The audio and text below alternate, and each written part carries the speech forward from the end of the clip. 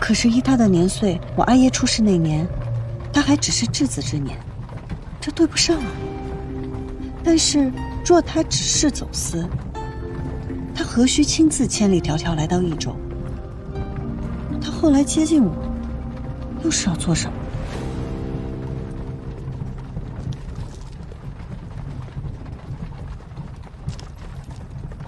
不用急，这些事呢，交给我去查，交给我去管。夫人，可还有更要紧的事情？什么？杨家的妖魔鬼怪，可不好对付着呢。夫人，你要小心了。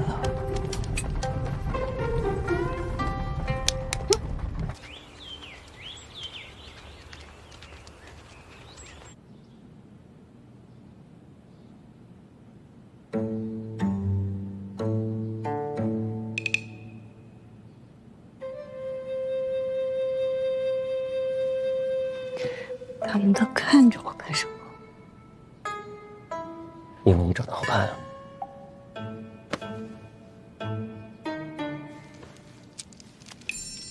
哎呀，三郎，这是家宴，你当了这个督察之后，你这官威太大了啊！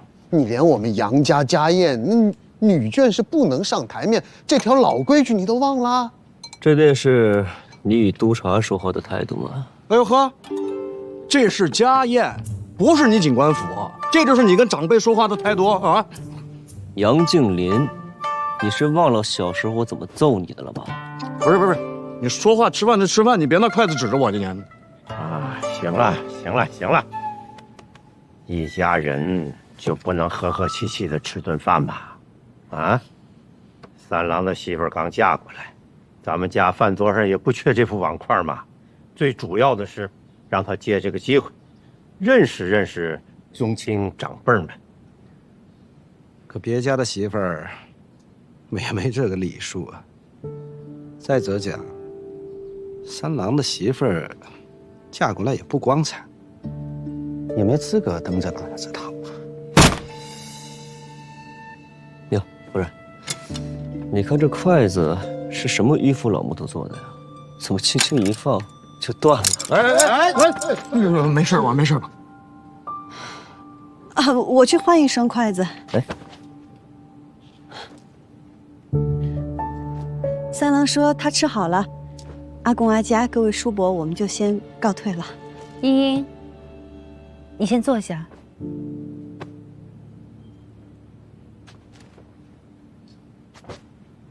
茵茵入宴，是我准许的。我也是女眷，我能出席此宴，且经营杨家的生意，是承蒙各位宗亲和主事的信赖。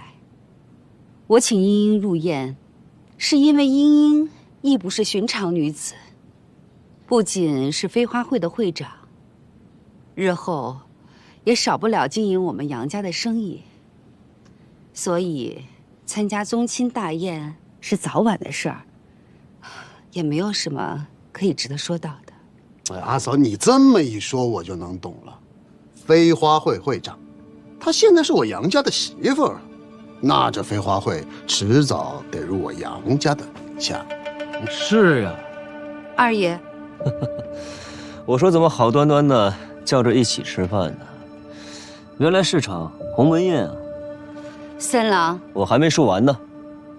就算是杨家对我夫人有恩，也不该把我夫人的商会算作是嫁妆。这是人能干出来的事吗？你说谁呢？这么说话呢？夫人别怕，谁敢让你不舒服，我就让他们更不舒服。我倒是想看看，我这新官上任的3把火会先烧到谁的身上。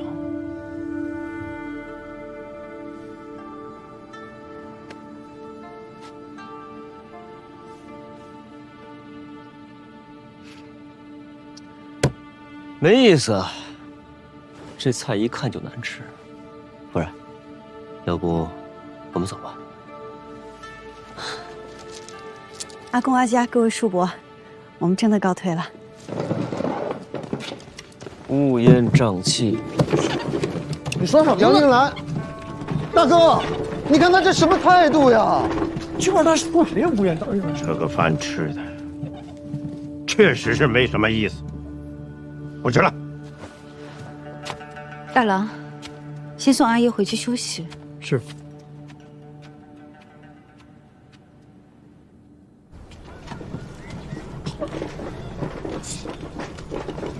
果然很难对付啊！竟然还惦记你的商会。阿佳若是想要我的飞花会，那他便会一早就与我谈条件。这只能说明他想要的更多，筹谋的更少。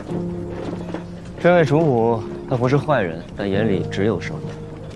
说起来，他比这所有姓杨的都更像杨家人，所以他才能当这个长氏夫人。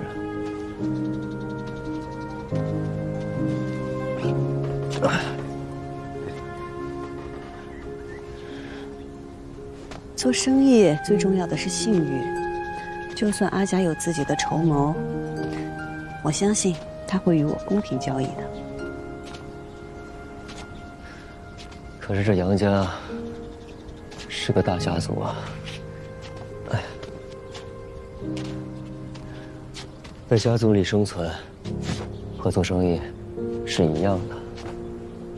一开始就给出最差的态度，这往后你稍有退步，他们就会觉得你体谅懂事。一开始你就给出最好的态度，稍有不慎，他们就会觉得你离经叛道，忘恩负义。你以前是不是吃过很多苦？有些教训只有摔了跤才能学会的。才没有，我知道这些是因为我聪明。你也不是不知道这些道理，你只是放不下情面，怕我和家人关系更僵。才没，我这是先礼后兵。嗯，我信。哎呀，饭也没吃成，这肚子真有点饿。我也是。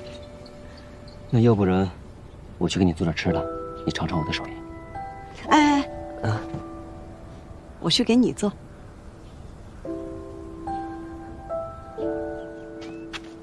夫人，三郎现在好不容易回来了，也和喜欢的女人成了家，你能不能放过他们？别再折腾了。老爷是担心我害三郎？你不是害，是利用。你为什么让三郎的媳妇儿参加宗亲大宴呢？在饭桌上，你为什么要提那个飞花会啊？你敢说你不是想借助季莹莹的勇和三郎的职位来整治那帮宗亲吗？茵茵嫁到杨家，并没有白久。今天宗亲们都在，顺便认识一下，不为过。茵茵秀外慧中，她的才华老爷不知道，但日后你会知晓的。别人不知道，三郎抢了二郎的钱，但既然嫁到我杨家，我还是希望他们能够好好的过日子。我一心想的都是杨家，问心无愧。你对杨家好，不容置疑。但是，你有没有想过，这要败了会怎么样？你看大郎，至今都不愿意再娶，这还不吸取点教训吗？三郎跟大郎不一样，茵茵跟玉娘也不一样。这两个相爱的人能不能在一起，不在于外面的阻力，而在于他们自己。两个人都相爱了，他们之间还会有什么阻力？相爱跟成婚那是两回事儿。相爱的人未必能够在一起，但像我跟老爷这样门当户对、相敬如宾，也许会相守一生。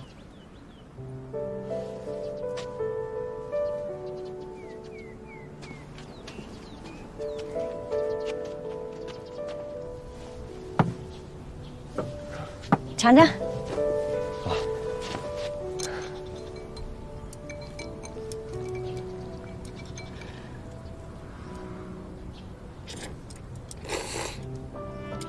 怎么样？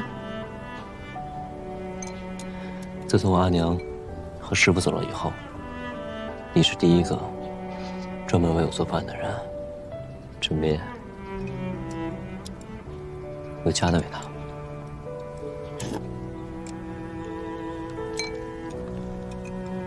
你要是喜欢，我经常给你做。不用，以后我做给你吃。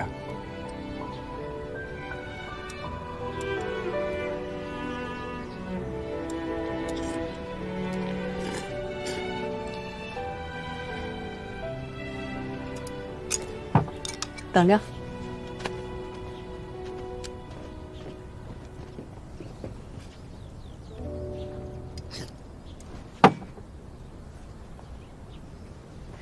是不是想喝酒啦？你怎么知道的？你不能喝，但你可以看着我喝。行，看着你喝。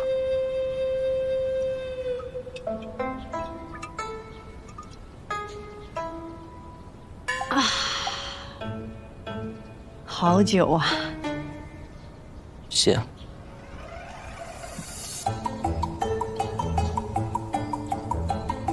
真香。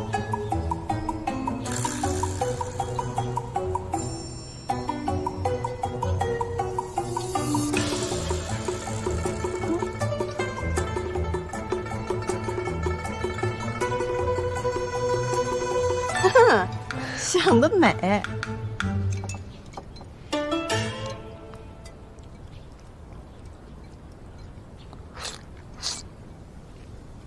杨金兰，江湖上是不是特别自在，特别快乐？你是不是特别不喜欢这里？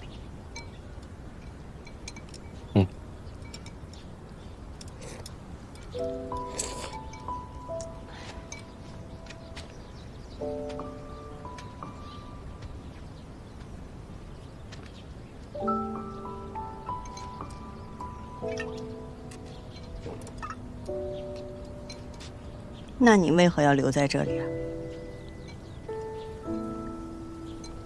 为了你。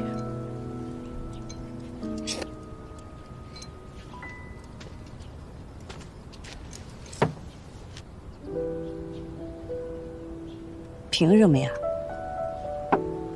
就因为我是你盟友？秦妍阳，你觉得我们两个只是盟友吗？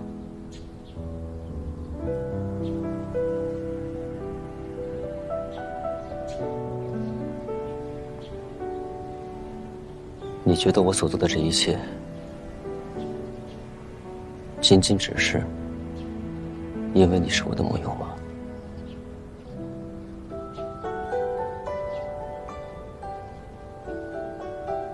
我不知道。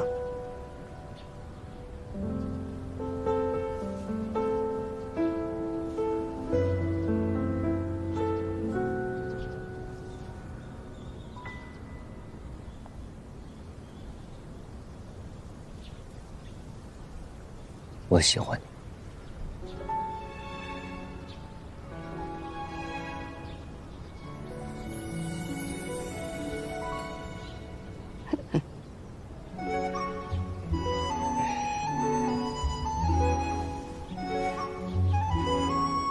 那你呢？啊？那你呢？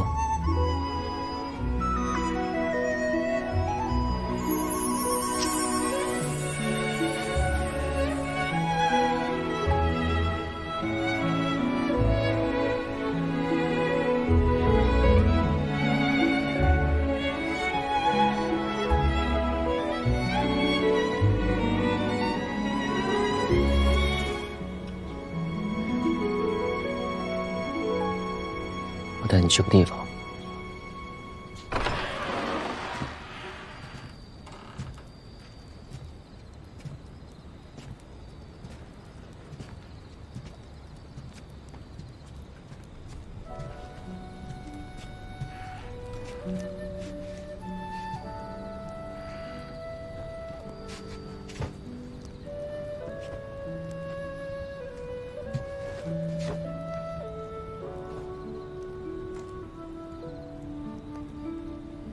我成婚了，我有家了。这是英英，是我的夫人，是我此生唯一的夫人。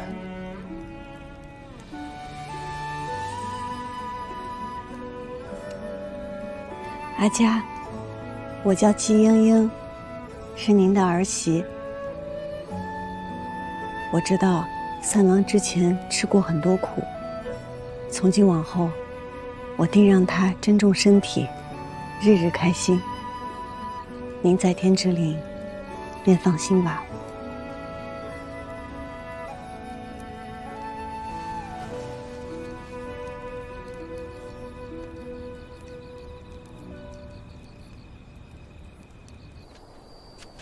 杨家儿郎5岁后便会拥有自己的院子。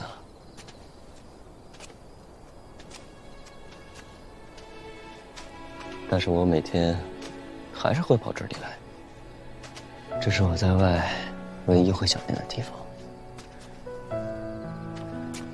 这是鸟笼吗？是啊，这么大。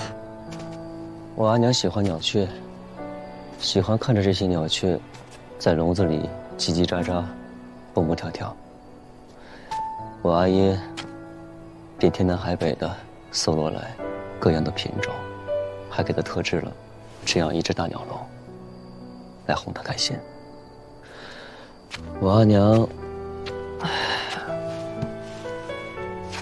很爱我阿爷，但在杨家规矩的约束下，她变得行事谨慎小心，生怕给我阿爷带来麻烦。渐渐的，便失去了自由，失去了自我，就像这笼中的鸟儿一样，被困在了这个院子里。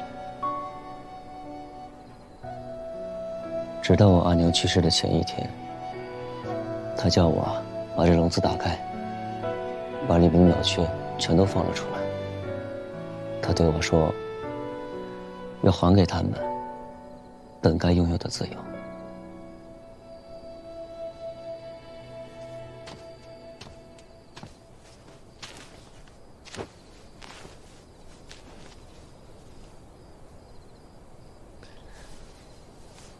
英英，我不会像我阿姨一样，我想让你继续做自己。我想让你和我相遇、相守，像是一只鸟遇见另一只鸟，像是一阵风邂逅另一阵风，要更快乐、更自由、更肆意、更鲜活。可是你在我心里不是一只鸟，也不是一阵风，是月亮。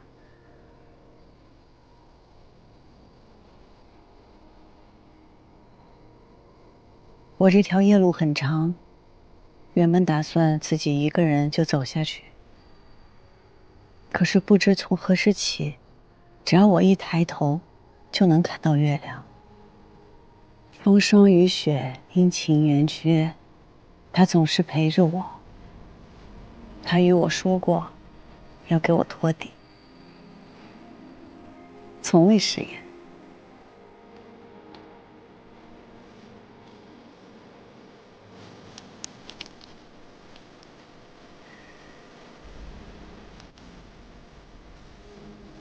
我想告诉我的月亮，事情结束以后，若他还眷恋江湖，我便陪他仗剑天涯。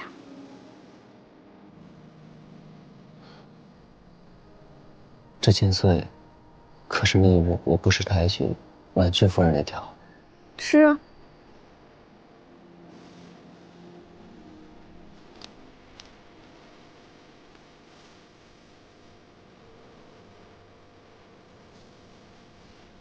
哦，对了，这个河碎流波锦，其实是因为你，是因为那天有光印在你的身上，我才有的灵感。啊，我还记得你说我杨静兰的承诺，一辈子便是一辈子。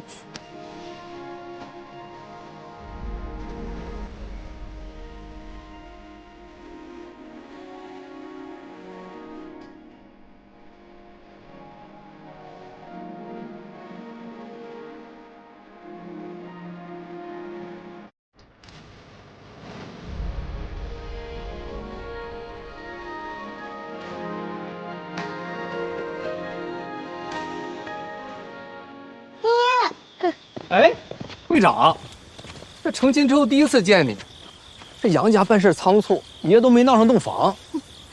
哎，杨老三伤成那样，没留下什么隐疾啊34，你怎么能在魏书阁小女子面前说这个？对，他到底行不行啊？你闭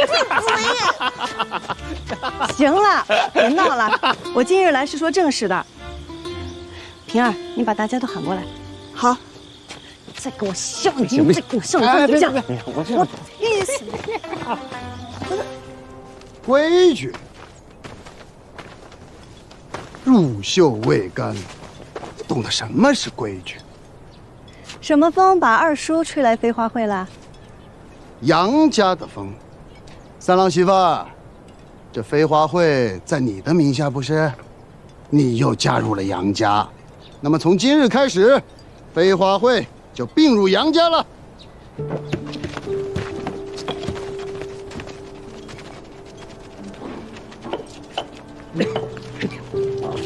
飞花会是众家共同建立的，杨家怎么能把其他家也划进来呢？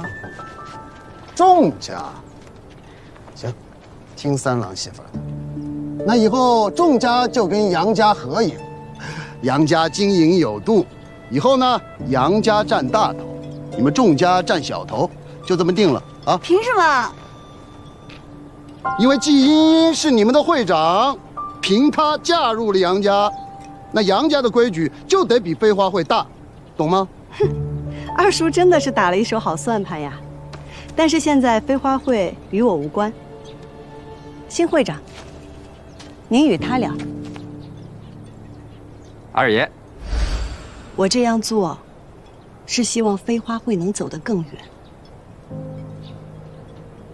我如今是杨家的儿媳，若还继续担任飞花会会长，那飞花会必定会成为杨家的一部分。那到时候能做什么，不能做什么，全得按照杨家的规矩来，这样便会大大限制了飞花会的发展。所以为长远计，我必须卸任会长。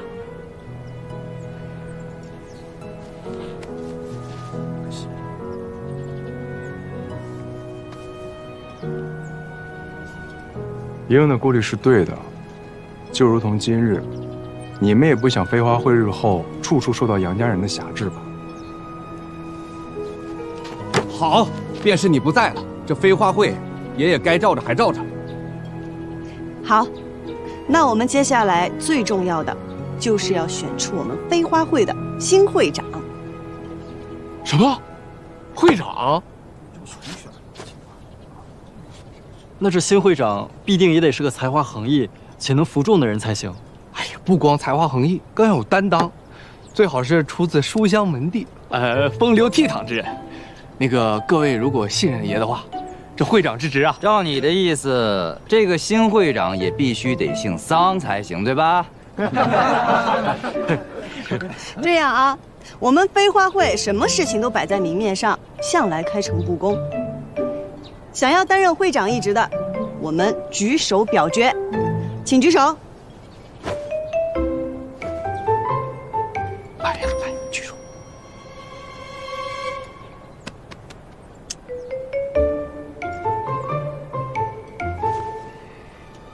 好，同意我阿兄担任会长的，请举手。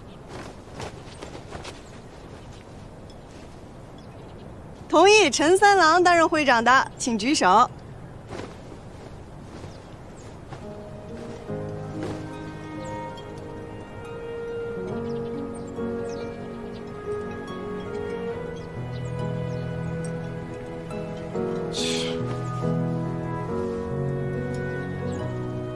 目前陈三郎的票数最高，所以由陈三郎来担任我们飞花会的新会长。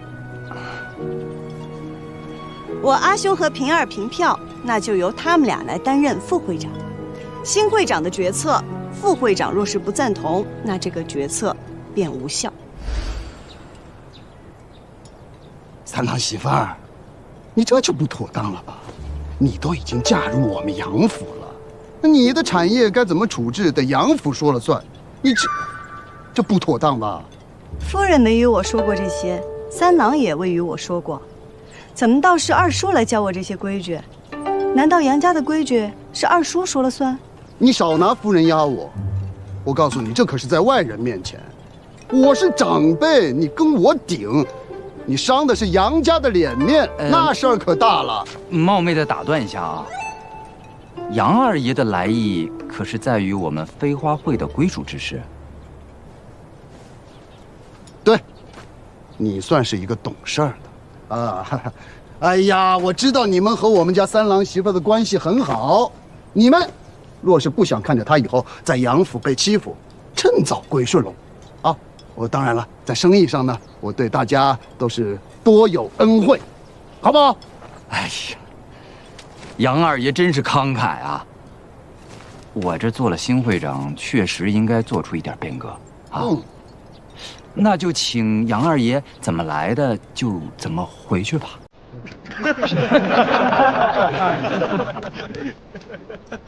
你再说一遍。哎呀，我差点忘了，这事儿啊，我一个人说了还不算，还得问一下我的2位副会长啊，还有我们飞花会的成员们，同不同意我的决定啊？同意。怎么来的？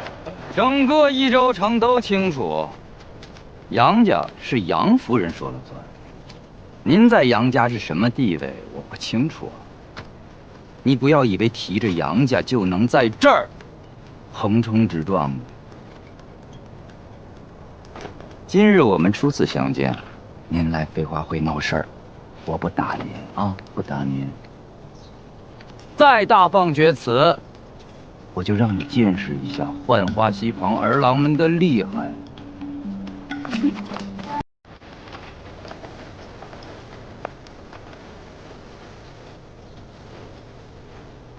三郎媳妇儿，你给我等着！你在外面这么欺负你二叔，杨府不会饶了你。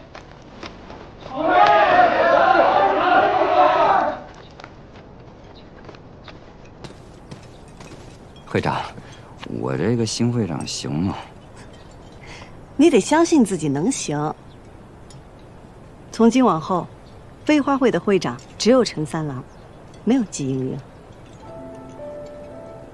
你我都是飞花会走出去的，你是扛着会旗的，我只是带头打架的。走到这个地步，我是应该站出来，但我总觉着我与你之间还差了好些步呢。取会旗，去浣花溪，举行新会长之礼。要带我去取。走，走吧。走吧，新会长。哎呀，别取笑我了啊！哎，十字，别吃醋了，下次你当。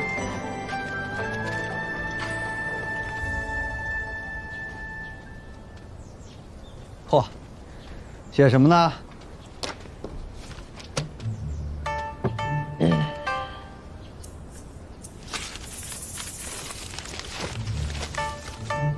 杨静兰，男，益州人士，少时喜骑马，好舞剑。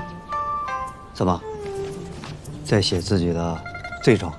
他想更深入的了解我，我呢也想告诉他，我们两个现在这算是彼此靠近。你们这都已经成婚了，还想怎么靠近？这成了婚，反而有些话都不好说。不管怎样，祝你们琴瑟和鸣，白首偕老。成婚只是权宜之计，权宜之计。怎么？你想悔婚，不想娶她了？你说什么呢？是这个意思吗？我的意思是说，即便是我娶了她，我也不能不在乎她的感受。我们两个成亲，那是感情的开始，不是感情的终点。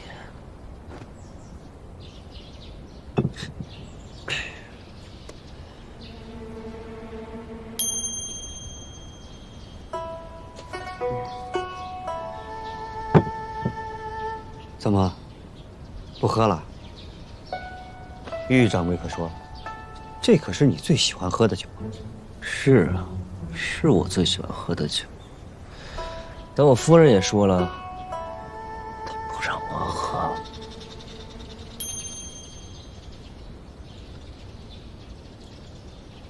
番商这边一直在查，明里暗里需要南诏的番商众多，真正排查起来还需要些时日。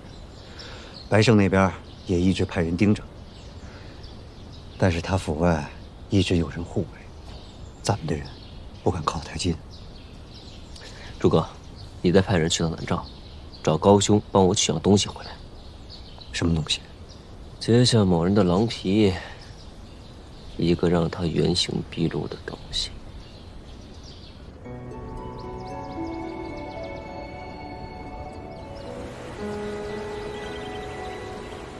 亲来了！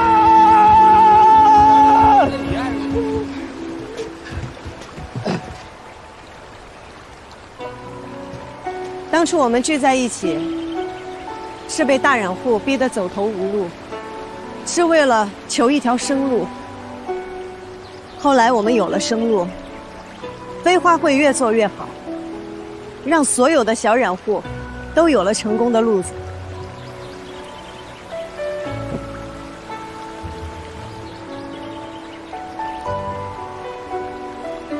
陈三郎，如今我把飞花会会长一职交给你。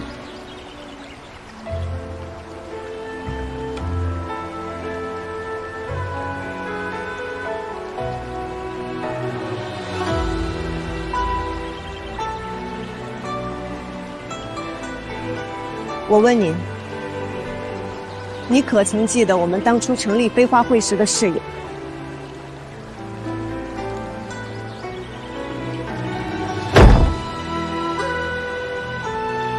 我们绝不以出身论英雄，绝不固步自封，绝不攘内排外。我们携手并进，扬名益州。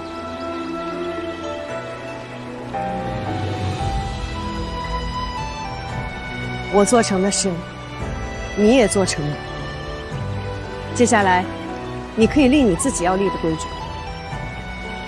从今往后，飞花会永远为你留有一席之地。既英英若有求，飞花会定鼎力相助。我让你立飞花会的规矩，没让你对我讲义气。既英若有求，飞花会定鼎力相助。平儿，既英若有求，飞花会定鼎力相助。既英英若有求，飞花会定鼎力相助。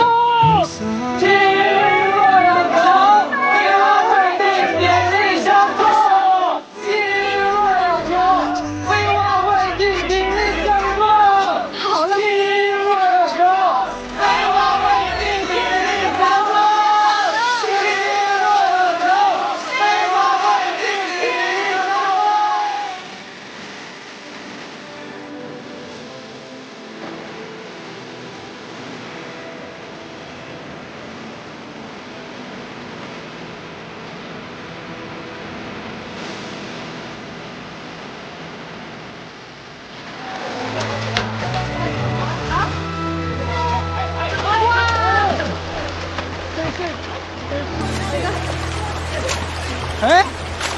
白郎君吗？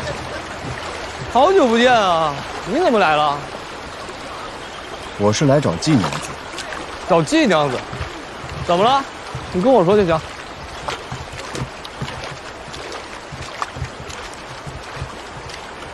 上次未能雪中送炭，今日特意过来致歉。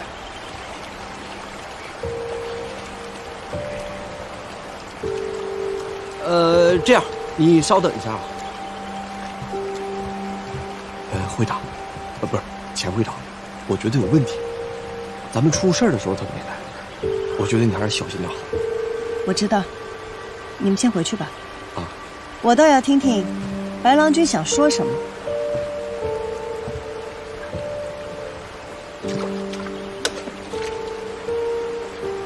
说吧，白郎君。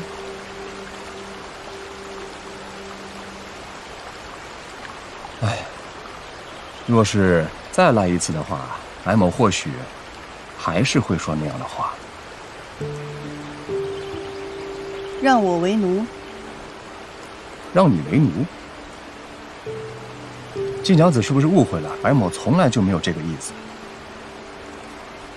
果然，今日白郎君不是来道歉的。那白某呢，只不过是一介商人，这在商言商。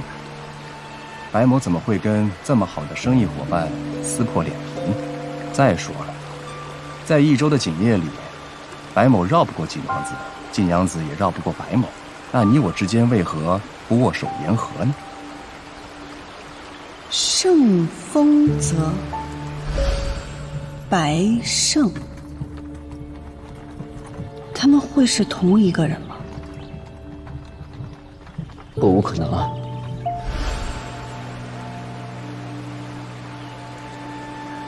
我同意白郎君的观点，你我同在一城，何必剑拔弩张？但是趁人之危的生意伙伴，我受不起。哎，这季娘子说这番话，有些让白某寒心了。白某只不过是开了一个价钱，季娘子没有同意罢了，何来乘人之危啊？更何况，白某对季娘子也有一半真心。哦，我知道了，今日白郎君来不是为了道歉，是为了表真心啊。好，茵茵在此谢过白郎君这一半真心。若没有其他事情，茵茵先告辞了。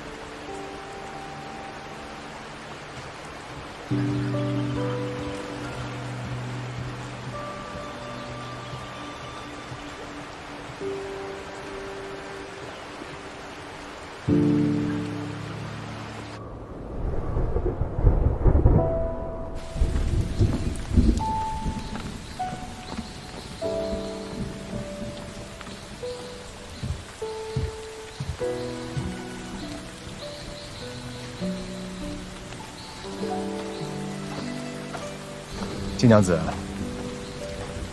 下雨了，不如白某送你回去啊。这样的小雨，也不算什么，多谢白郎君。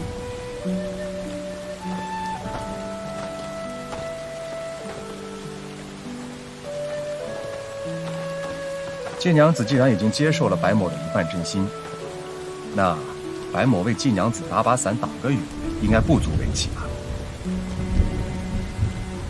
夫人，下雨了，我来接你回去。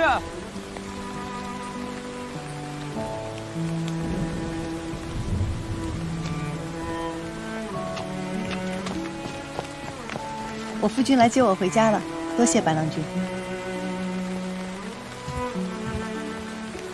多谢白郎君送我夫人一程啊！杨警官腿脚会变成这样，是因为夜路走多了吧？不然也不会如此严重。那也奉劝白郎君一句，少走点夜路，免得摔得更惨啊！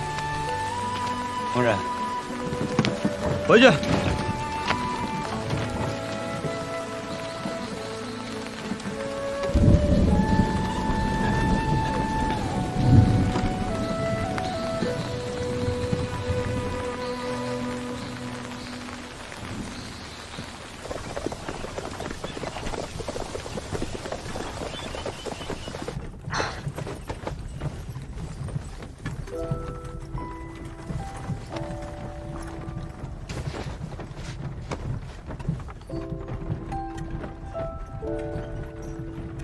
白胜很危险，你不该独自来见他，更不该再接近他。我心里有数。白胜在明面上他还是个生意人，他以生意人的形象出现在益州，定然不是桩巧合。既然如此，我在这件事上还有用武之地。你还打算继续跟他做生意？那个白胜，要我说，比起生意，他怕是对你更感兴趣。